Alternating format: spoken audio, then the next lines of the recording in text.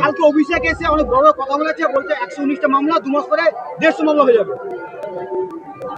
তো নিয়ে আমার কোনো চিন্তা থাকে না। 256 থেকে 119 হয়েছে, আবার দেখা যাবে। কিন্তু অভিষেক ব্যানার্জি ভারতবর্ষে আর থাকতে পারবে না, ওকে পালাতে হবে। কেন বহু মানুষের বহু সম্পত্তি লুট করেছে, সরকারি সম্পত্তি লুট করেছে। ও একটা চোর, এই চোর ভারতবর্ষে আর থাকা উচিত।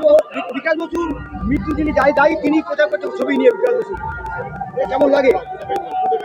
সেটা তো ওর পিসিকে জিজ্ঞেস করার না, কি আছেন জানি না, ওকে জিজ্ঞেস করা উচিত যে আজকে মনে পড়লো। বিকাশ বাবু স্ত্রী তো বুঝিয়ে দিয়েছেন যে তৃণমূল কংগ্রেস উনাকে নিয়ে খেলা করেছে। আজকে উনি সঠিক জবাবও দিয়েছেন, আগামী দিনও আরো দেবেন। সেটাই তো বলছি, উনি সিবিআই তদন্ত দাবি করেছিলেন, এই তো জবাবই হলো। তো মমতা ব্যানার্জির জবাবটা উনি দিয়ে দিয়েছেন, আর অভিষেক ব্যানার্জিও জবাব দিয়ে দিয়েছেন।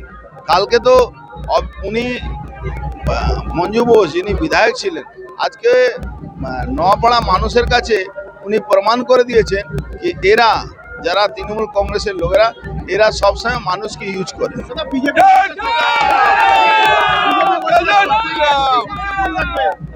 অভিষেক বন্দ্যোপাধ্যায় বলেছে বিজেপি 4 তারিখে চলে সবচেয়ে ফুল দেখবে। সেটা দেখা যায় কার ফুল চোখে পড়ছে, বিজেপি পড়ছে না উনার পড়ছে, এটা মানুষ ঠিক করে নেবে।